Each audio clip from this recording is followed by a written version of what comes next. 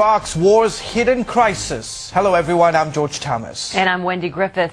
The war in Iraq has gone on now for 4.5 years. Thousands have died and thousands are homeless. More than 2 million Iraqis have fled their country looking for a safe haven. Well, guess what? Many of them are children. I cried when I saw my father beaten. My mom was crying too. The terrorists wanted to take our house. They hit my dad. It's a story that's happening every day in Iraq. Families attacked because of their faith, forced to leave their loved ones and homes. The UN estimates roughly 4 million people have been displaced by sectarian fighting in Iraq. About half have left Iraq to seek refuge in neighboring countries. Assistant Secretary of State Ellen Sauerbrey. Many of these Iraqis are in serious need of shelter, health care, and education for their children. Denied official refugee status by hosting nations, Iraqis can't work or receive government assistance. The hardest hit are the children.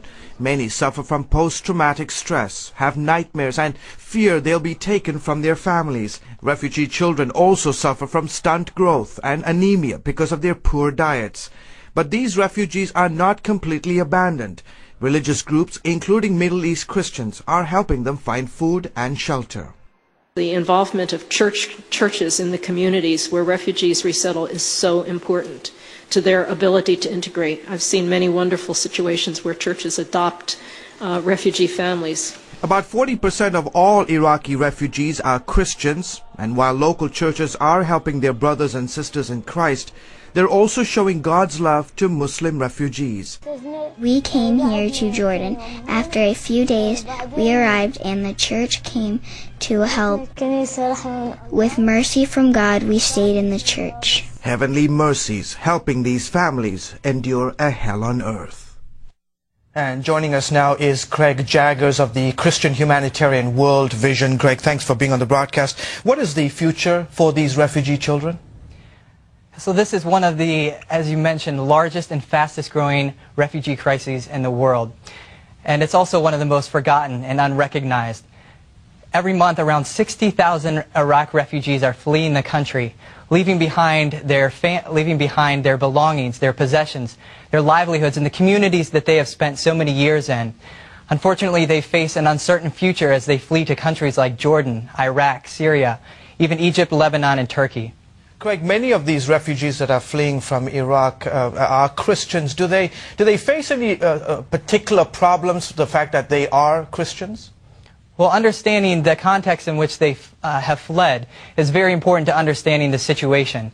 Many of these Christian families and other religious minorities are children, and the families and the children themselves have experienced incredibly traumatic events, forcing them to flee the country.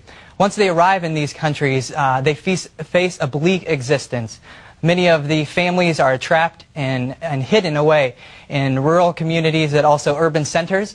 Many of them are living in crowded apartments, dark, hidden away from the authorities. And oftentimes they face the continued fear and the burden of being further persecuted once they arrive in the country. I know you work for World Vision, as we said at the top of the broadcast. What are you guys doing? How are you helping these folks? World Vision is helping out in two ways.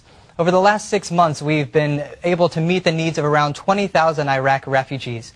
One of the first things that we've been doing through our local partners has been working to meet their most basic needs and make sure that the children have the very essential items that they need to survive. We've been providing meals, blankets, household items, medical food supplies, and have also been providing psychosocial services, and in many occasions providing informal education for the children who oftentimes are locked out of the schools. You guys are working all around the world, and I know your particular emphasis is also on the Middle East, but how are you partnering with organizations on the ground in these countries?